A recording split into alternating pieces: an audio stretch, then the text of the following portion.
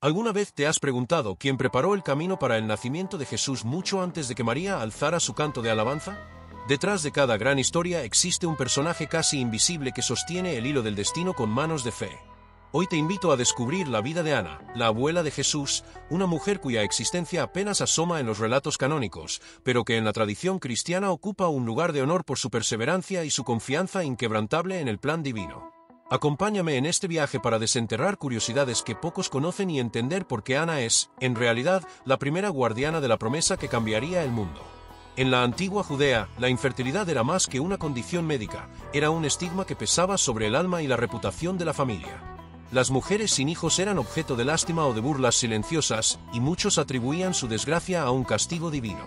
Ana vivía en Séforis, una pequeña aldea rodeada de olivares y colinas bañadas por el sol de Galilea. Allí compartía su vida con Joaquín, un hombre de corazón noble, pero cuyo amor no bastaba para aplacar el dolor de la ausencia de descendencia. Cada mañana, Ana contemplaba el horizonte con la esperanza de escuchar el canto de un bebé que rompiera el silencio de su hogar. Cada noche, elevaba su plegaria al cielo, implorando un milagro que pusiera fin a la burla de los vecinos y llenara de alegría su familia. La historia de Ana se encuentra principalmente en el Protoevangelio de Santiago, un texto apócrifo del siglo II que ofrece detalles que no figuran en los evangelios oficiales. Allí se relata que Ana dedicó su vida a la oración y al ayuno, recordando las promesas hechas a las matriarcas del Antiguo Testamento. Con voz temblorosa y el corazón hecho añicos, evocaba a Sara y a Raquel, quienes en su vejez también recibieron el don de la maternidad. Señor, si miraste con bondad a Sara y a Raquel, mira también mi llanto y concede la alegría de un hijo, susurraba al aire mientras las estrellas parpadeaban sobre su rostro fatigado. A través de esas vigilias, Ana fue tejiendo un vínculo íntimo con Dios, aprendiendo que la verdadera fuerza no nace de la ausencia de pruebas, sino de la convicción de que, en medio de ellas, el Altísimo nunca abandona a sus hijos. Una tarde, cuando el sol dorado acariciaba las colinas y el viento traía el aroma de las flores silvestres, Joaquín emprendió el viaje hacia el templo de Jerusalén con la ofrenda más valiosa de su rebaño. Sin embargo, al llegar ante el sumo sacerdote, fue rechazado con desprecio, su linaje estaba maldito por no haber producido descendencia. Humillado, se internó en el desierto, sumido en el ayuno y la oración, buscando un signo de la misericordia divina. Al enterarse, Ana sintió que su mundo se desmoronaba. La soledad la envolvía como una sombra helada, pero su fe, templada por años de incertidumbre, no se quebrantó. Con el alba, dejó atrás su hogar y caminó hasta un campo desierto, donde se arrodilló sobre la tierra seca y clamó con el último aliento de esperanza: Señor, si esto es tu voluntad, concédeme un hijo. Y si lo haces, lo dedicaré para siempre a tu servicio. En ese instante, la brisa se tornó suave y una luz dorada descendió sobre ella, anunciando que sus ruegos habían sido escuchados. El mensajero celestial se le apareció envuelto en un resplandor que desafiaba toda descripción humana. Su voz sonaba como un eco de paz y poder: Ana, tu fidelidad ha sido contada ante el trono del Altísimo. Concebirás una hija, y su nombre será María. Ella será la portadora de la promesa más grande jamás hecha a la humanidad. El corazón de Ana se colmó de un júbilo tan intenso que apenas podía articular palabra.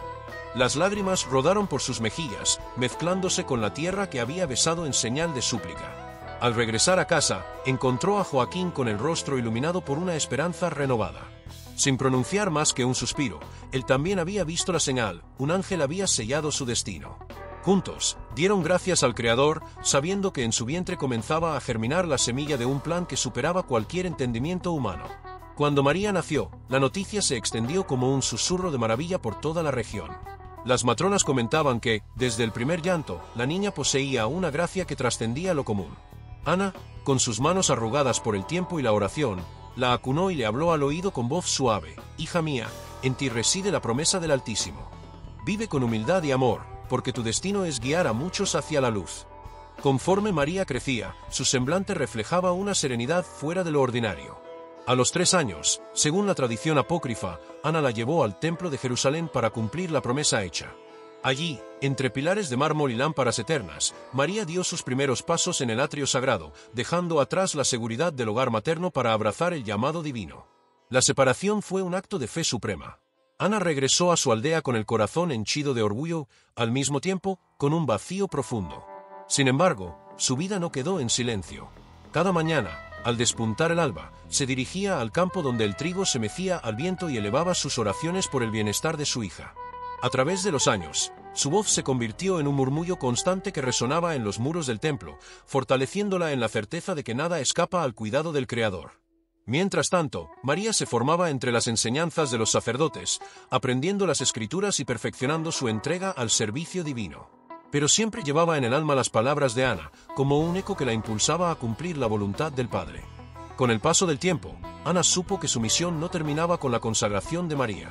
Años después, cuando José y María emprendieron el viaje a Belén y la familia creció con la llegada de Jesús, la abuela permanecía en el hogar, atenta a cada noticia. Aunque no estuvo presente en el establo, su espíritu vibró al sentir la llegada del Redentor. Al conocer el nacimiento, salió al encuentro de sus hijos y sostuvo entre sus brazos al nieto divino. En ese momento, Ana comprendió que cada lágrima, cada ayuno y cada oración habían sido el cimiento sobre el cual se alzaría la salvación del mundo.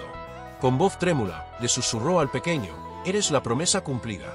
A través de ti, Dios mostrará su amor a todas las naciones». La figura de Ana no aparece en los evangelios que todos conocemos, pero su influencia se halla impresa en el relato de la infancia de María y, por extensión, en el destino de Jesús. Fue su testimonio de paciencia y confianza el que allanó el camino para el cumplimiento de la profecía. En la iconografía cristiana, a menudo se la representa sosteniendo un lirio, símbolo de pureza, o acompañando a María en un gesto de guía amorosa. Su festividad, celebrada el 26 de julio, recuerda a los creyentes que la fe verdadera no se apaga ante la adversidad, sino que se fortalece y fructifica en el momento preciso. Pero la historia de Ana no concluye con el nacimiento de Jesús. En la próxima parte, exploraremos cómo sus enseñanzas influyeron en la infancia y adolescencia del Maestro, y cómo su legado de oración silenciosa se convirtió en un pilar para los primeros seguidores del cristianismo. Descubriremos anécdotas que revelan la sabiduría que Ana transmitió a María y, a través de ella, a todo el linaje sagrado. No te pierdas esta segunda entrega, donde desvelaremos los secretos mejor guardados de la abuela del Salvador. Ahora que conoces cómo Ana, la abuela de Jesús, sostuvo su fe en medio de la infertilidad y recibió la promesa divina de un linaje extraordinario, es momento de adentrarnos en la huella profunda que dejó en los primeros años de la vida del Mesías.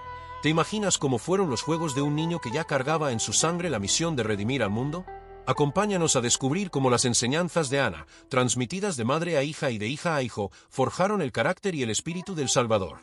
Desde los primeros meses tras el nacimiento, María se convirtió en narradora de las historias que Ana le susurraba al oído.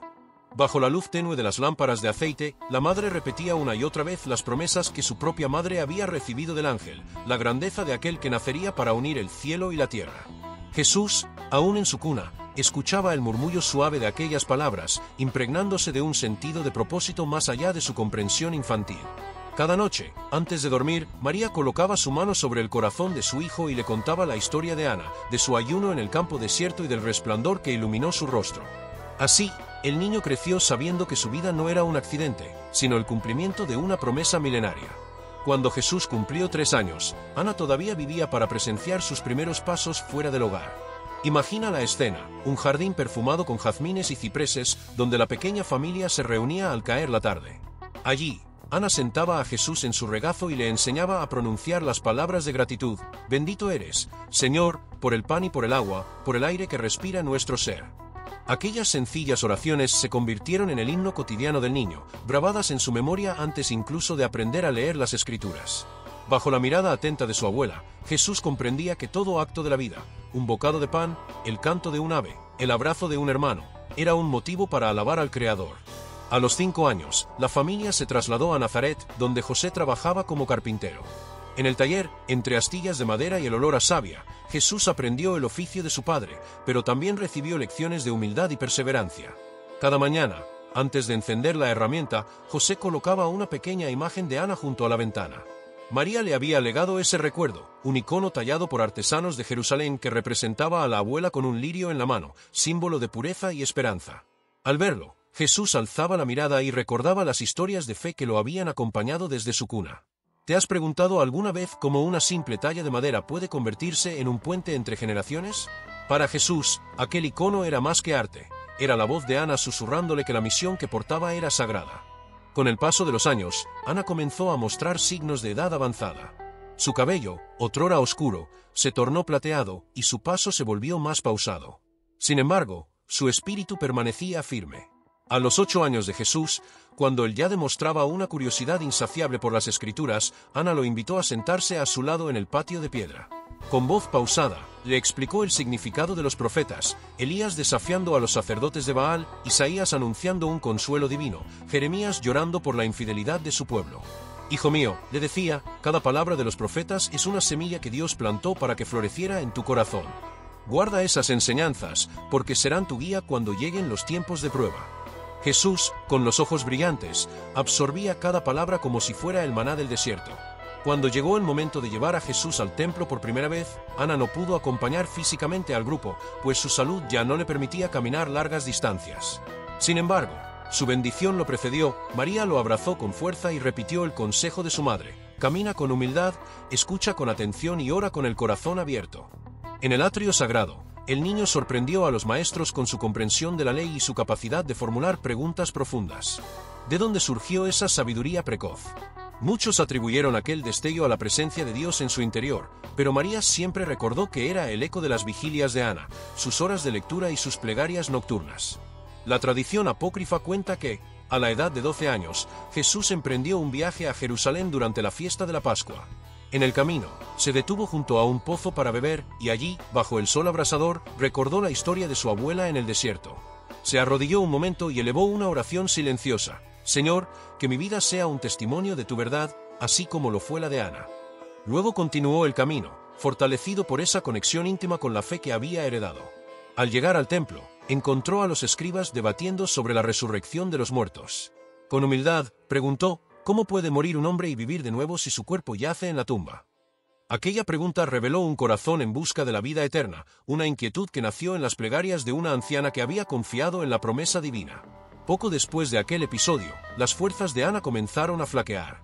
Su voz, que una vez llenó de aliento a su nieto, se hizo más débil, y sus manos, antes fuertes, temblaron al acariciar el lirio de madera. En sus últimos días, pidió que la rodeara María y le confesó su mayor deseo: Hija mía, he cumplido mi promesa de dedicarte al Señor, pero mi anhelo es verte caminar junto a Él. Cuida a Jesús con el mismo amor con que lo he cuidado yo. María, con lágrimas en los ojos, se inclinó para besar la frente de su madre y juró transmitir cada palabra de Ana a su hijo. Esa noche, Ana partió en paz, segura de que su legado continuaría vivo en el corazón de Jesús. La muerte de Ana dejó un vacío profundo en la familia, pero también un legado imperecedero. María recogió el icono tallado y lo colocó junto al pesebre de Jesús como un recordatorio constante de la fe que lo había precedido. En las primeras enseñanzas de Jesús, los discípulos notaron una forma de orar distinta, una sencillez humilde y una convicción firme de que Dios escucha a quienes claman con corazón sincero. Esa forma de orar llevaba la impronta de Ana. Cada vez que Jesús hablaba de la fe del grano de mostaza o del padre que da pan a sus hijos, resonaba el eco de las historias que Ana le había narrado a su nieto en aquellas noches de vigilia. Al comenzar su ministerio público, Jesús se apoyó en la tradición familiar para ilustrar sus parábolas. Habló de sembradores y semillas, de viñas y labradores, de ovejas perdidas y pastores que las buscan. ¿Sabías que esas imágenes no eran solo metáforas genéricas, sino vivencias arraigadas en la vida de campo donde Ana y Joaquín criaron a su familia? Cada palabra llevaba el aroma del trigo maduro, el canto de las aves al amanecer y la brisa que una vez envolvió a Ana en su oración. Así, el maestro convirtió la memoria de su abuela en alimento para el alma de quienes lo escuchaban. Incluso en los momentos de mayor tensión, cuando las multitudes cuestionaban su autoridad y los líderes religiosos tramaban su caída, Jesús recordaba la fortaleza de Ana. En el huerto de Getsemaní, antes de enfrentar el sacrificio supremo, se retiró a orar en soledad. En su agonía, invocó no solo al Padre, sino también la fe que lo había acompañado desde su cuna: Padre, si es posible, aparta de mí este cáliz, pero no sea como yo quiero, sino como tú.